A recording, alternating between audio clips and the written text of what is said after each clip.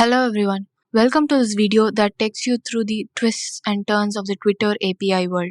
By this point, people have a love-hate relationship with Twitter, but let's deep dive into the journey that it has had with third-party developers and the API changes. So back in 2011, it was a golden era for Twitter's API. So developers were on fire, churning out cool apps like Twitter, Fake Tweetbot, Ecophon. However, trouble started brewing in this digital paradise. Fast forward to 2023, and users of these third party apps found themselves in the dark. So API keys suddenly stopped working, leaving developers and users scratching their heads. Even big players like WordPress, were cut off from their access. Twitter, however, kept silent as the chaos unfolded. Speculation soared as hints dropped about Twitter deliberately pulling the plug on these API keys. No clear reasons were given, leaving the developer community in a state of confusion and anger.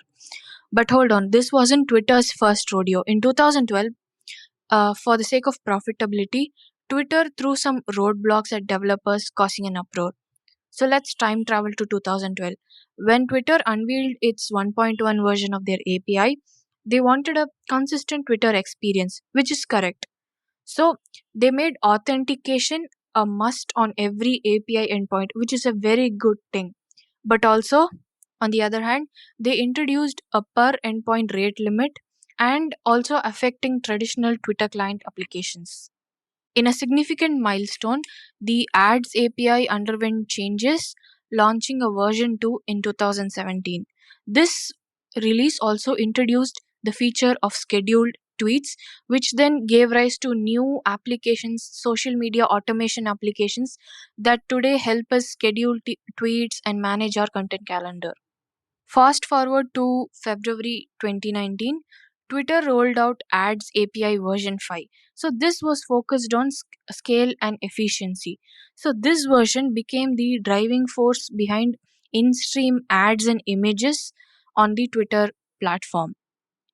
Jumping ahead to 2023, enter Twitter's financial roller coaster. Desperate for revenue, third party clients were once again found on the chopping block. But this decision has more than just financial repercussions.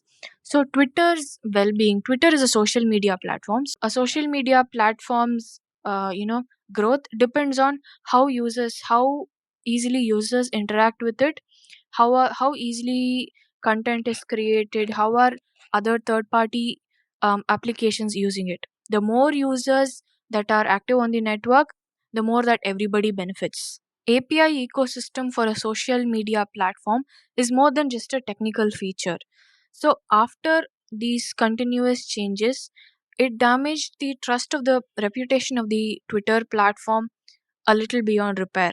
The Twitter API story serves as a cautionary tale for all other social media companies, highlighting the delicate balance between platform control and developer user trust. Let's see what happens in the future.